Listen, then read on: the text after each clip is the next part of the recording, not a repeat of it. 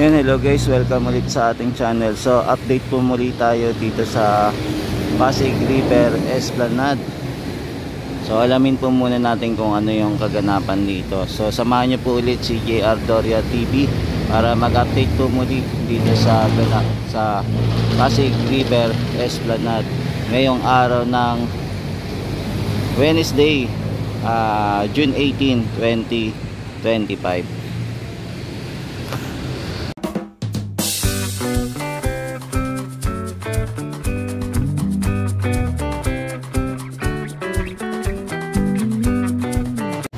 Ngayon, tapos dito sa area guys, mapapansin natin may mga kababayan tayo na naayos po yung mga tambak na basura. Yan, so inaayos po nila para maklear na din po dito yung area. Ngayon mga tropa kids, nandito na naman tayo sa Quezon Bridge. So ito po yung itsura ng Quezon Bridge, kung sakaling makakarating kayo. Etong bridge na to, ang ganda. Ganda niya, di ba? Pan-tourist spot din, kaya lang kailangan lang din maalagaan. Kaya kung makapansin natin guys, may mga water lily na naman po sa paligid ng Ilog Pasig na naglulutangan po ulit. Tapos makapansin din natin mga kaubayan, ito yung mga workers natin, tuloy-tuloy lang din po yung pagtatrabaho dito sa extension ng Pasig River Esplanade. Ito po yung ginagawa nila. So tara guys, lapitan natin no, para makita natin ng malapitan yung mga binabaon naman po na pilote dito, malapit-lapit po, para makita natin yung kabuuan kung ano yung mga ganap, at makita din natin malinaw kung ilan na yung pilote na nabaon na po sa Ilog Pasig. Yan, so ito pa rin po yung mga building natin, Quiapo. Tapos dito naman po sa kabila ay Binondo. So ito po yung matatanaw natin pag nandito po tayo sa taas ng Quezon Bridge.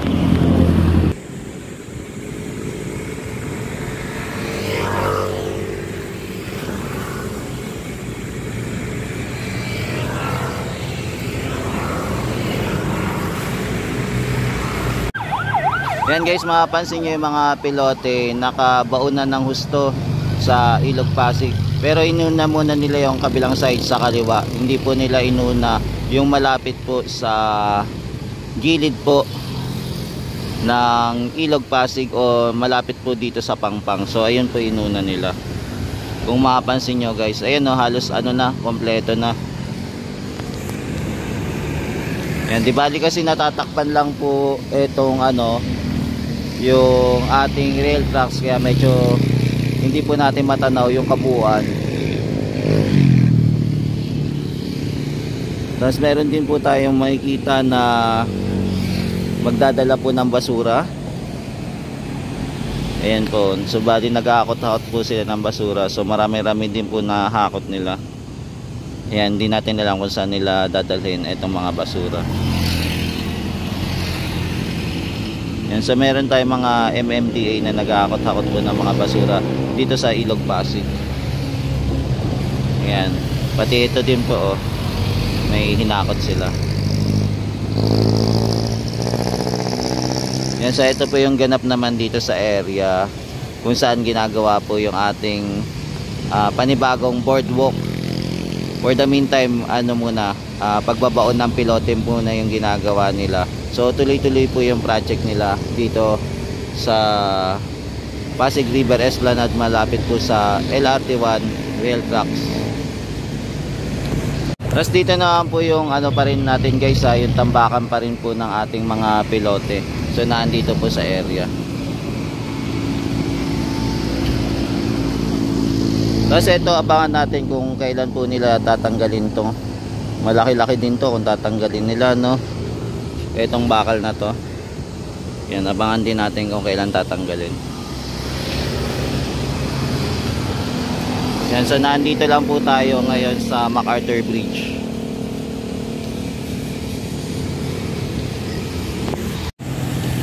Yan, so ito po yung itsura ng MacArthur Bridge. So sana ano din po, no, masama din po ito sa project kung sakaling mapapaganda po yung ating Pasig River Esplanade, na sana maging tourist spot din na itong MacArthur Bridge.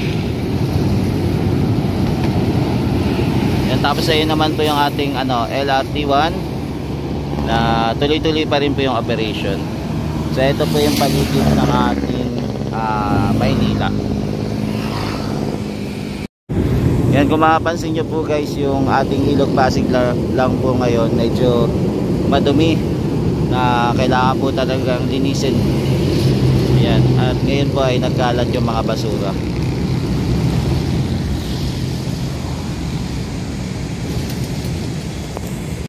Yan, silip naman po tayo dito sa area naman sa kabila, malapit po sa phase 1. So ayan, mapapansin po natin na nilalatag na po yung ating mga ballaster po dito sa area.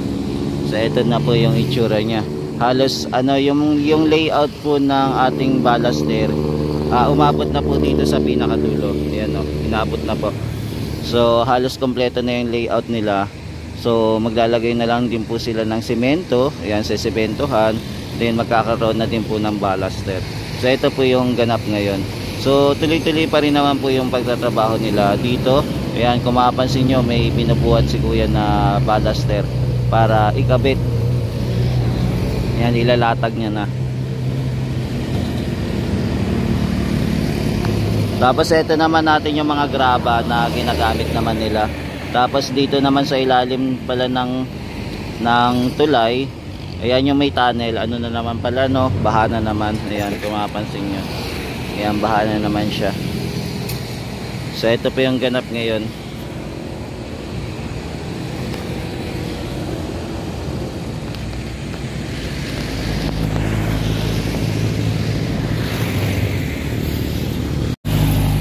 Yan, so ito naman yung view natin pagka nandito tayo banda naman, pagka hindi tayo medyo malapit doon sa may Pangpang. So ito yung view naman po ng Pasig River Esplanade. Diba, ang ganda pagmasdan, no, yung Pasig River Esplanade, na sa ngayon napakasimple lang niya. Tapos linagyan na din po ng pader pala, no, naglagay na din pala sila ng pader. Ayan, no, may pader na din po na ginawa. Bakit kaya nalagyan ng pader yan, no? So ito po yung ginagawa. So nandito pa rin po yung ating mga pilote. So ginagawa pa rin po. Ongoing pa rin construction dito.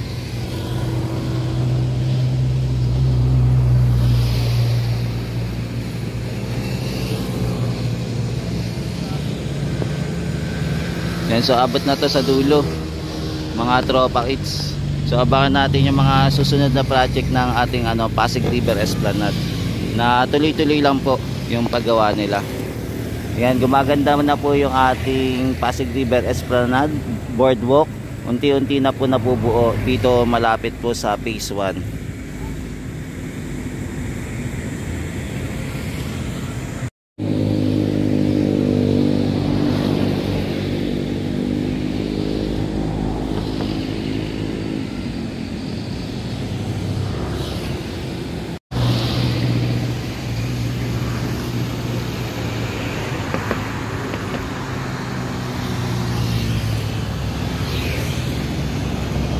Yan, so guys, so ito muna yung latest update natin dito sa Pasig River Esplanade para sa project ng phase 4 extension po papuntang Arroceros Park.